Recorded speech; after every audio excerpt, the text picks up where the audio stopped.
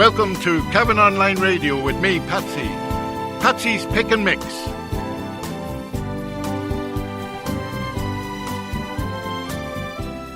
Well, welcome along to Patsy's Pick and Mix.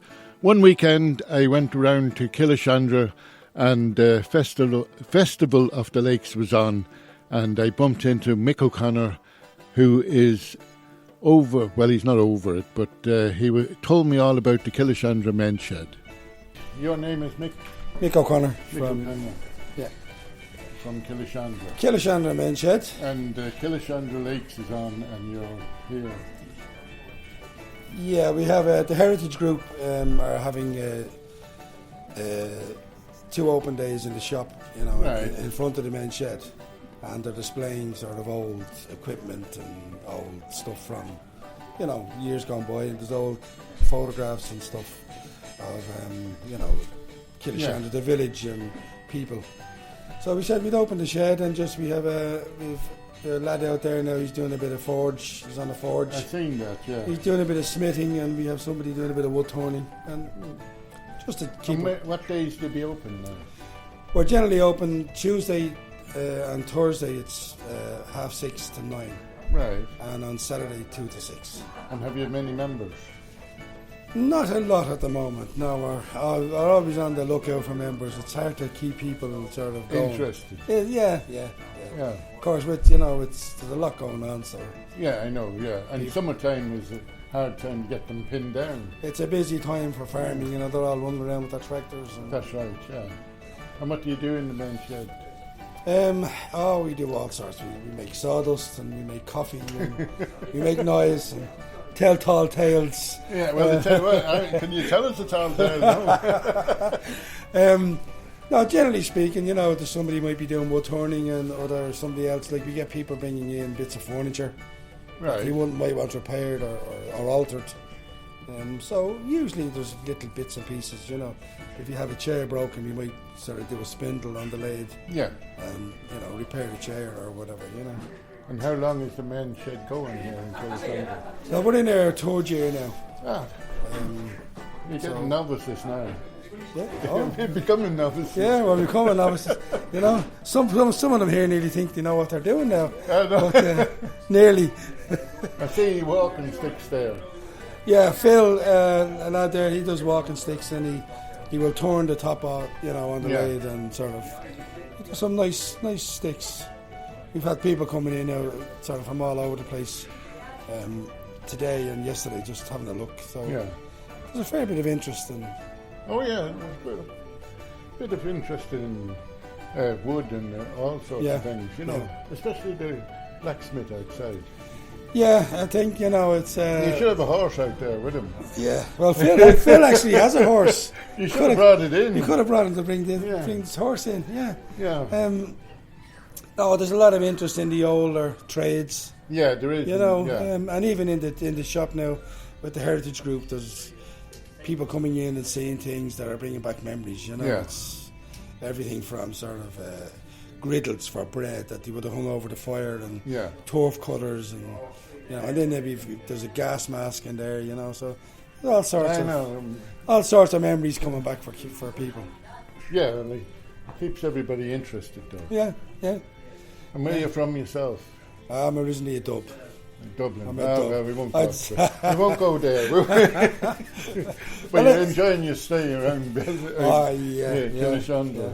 Well, this is the thing with it now. It's we've quite a few. We've English, quite a few English. We have a few Dubs. We've a Scottish lad comes in as a wheelchair. We had an Australian, we German. Yeah. The locals are reluctant. Yeah, I don't know why. Even in Cavan, the locals are reluctant. Yeah, a lot of outside people will come in. We've one regular sort of local. Yeah.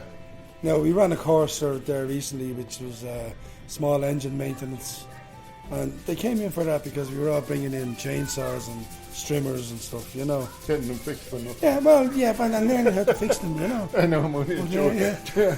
I get rapped for saying that. You could end up in trouble. But, no, we run courses as well, Yeah. the ETB, as you know, the ETB in Cavan will supply us with tutors. So we've done the small engine maintenance, and we've done basket weaving, and generally stuff like that. Yeah. So if somebody's interested or somebody has an idea, well, then we can take it forward. Have you an internet? We have, yeah. Could you say it? We have the Facebook. Facebook, if you go into Killeshandra Men's Sheds on the Killeshandra Men's Shed on Facebook. Yeah. And that'll get us. We're also involved with the Family Resource Centre, Focus Family Resource Centre. So we're associated with them, Well, thanks. And you could do it a drink of tea. I could. He might even give you a drink of tea. Nice one. All right, thank you. Thanks. Nice. So that was Mick O'Connor, the chairman of the Killeshandra Men's Shed. So outside was a guy called Richard O'Connor, and he was doing a bit of blacksmithy. Isn't that what you call it? Well, a blacksmith, okay. And your name is? Richard O'Connor. Richard? Yep. And you're the blacksmith in the family? That's it, yeah. And how long have you been doing this iron work? Well, I served my time as a metal fabricator, and I finished up in that now, but I just took the blacksmithing, and I just prefer it, to be honest with you. It's a nicer kind of work, And what have you done with I just generally do simple things, like I'd still consider myself learning, so like I do candlesticks or door hinges or latches or that kind of thing, but still learning, as they say, But the fire pokers are very popular. There's not a day I can come here and somebody won't ask me to do a fire poker. Especially a longer one for a range or something like that, But just different twists and, as I say, hinges, door sort of hardware, things like that, Yeah. But that's nice work. Well, it's nice to get just a piece of metal and then make it something. Oh, well, that's it. Yeah, you have something that's so strong and cold, and you put a bit of heat to it, and it's like butter. Yeah. And right, you were telling me about the iron work. I was. I'll just get that back in. Yeah.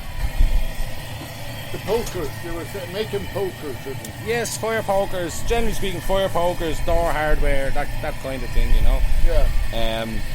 And odd bits and pieces for people if they're trying to, especially in an old country home, if they're trying to replicate something that was there previous. Right. Fire cradles, that kind of thing, And I've lost my trace. Did you ever shoe a horse?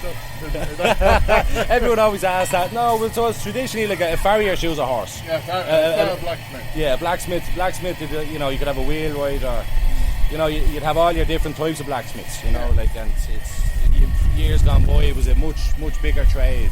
There's every village would have a few blacksmiths. I know, yeah. So how long are you doing this now? Oh God, About 3 years. Actually longer now that I think of it. Yeah, it's actually long because I started it before I finished metal fabrication, so I'm out of that 4.5 years. So it's just more or less about getting time to get down onto the anvil and onto the forge and practice a bit, And is it true hitting the anvil is for luck? No. Have you won the lottery? Well, some other people might say it for luck. Normally, if you see me striking the anvil, sort of mid-heat, as I'm working on something, it's purely just to keep the rhythm. That's all it is. It's to stop the hammer dead takes more effort than to just let it drop and hit the anvil. And it's timed perfectly then to come back down and hit the piece then as I've turned or whatever. It's just pure rhythm. That's for me anyway. The drums, would you? I wouldn't say it. That'll be open for debate. But no, it is like that's just habitual. You just find yourself doing it because it takes less effort. If I allow the hammer to contact the anvil, sure, it'll bring it back up to the right height for me to drop it back on the piece then. So it's just less effort. That's all it is, So you can show us. Go on, give it a go.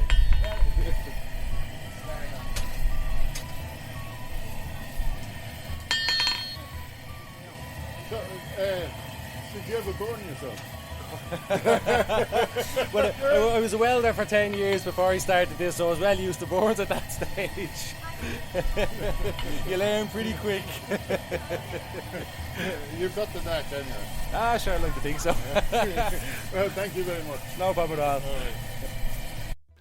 So I went out the archway and I went to my left, and inside in the shop I met Katrina Martin, who was doing a spot of spinning, making wool.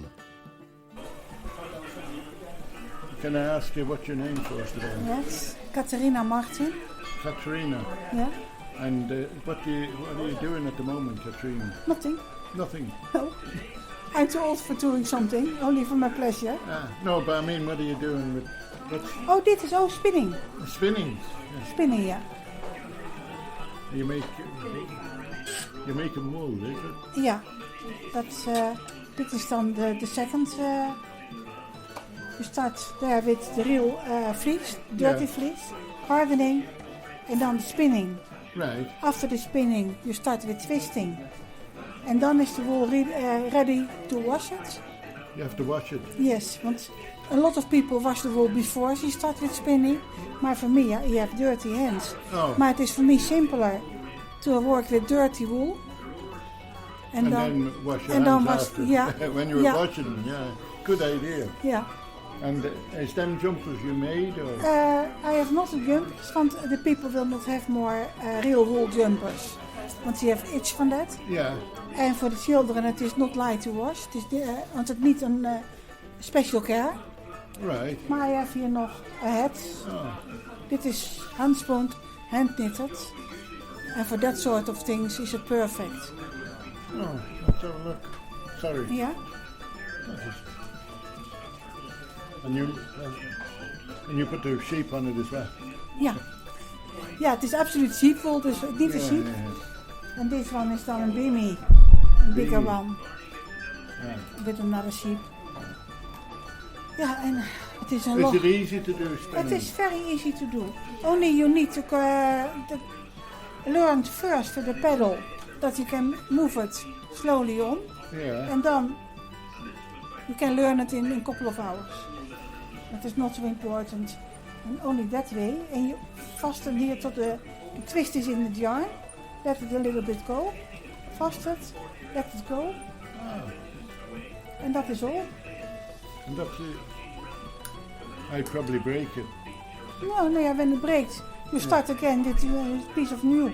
Here, you can break it. No problem.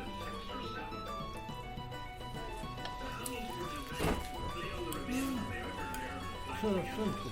Yeah, so simple. Only it needs a lot of time.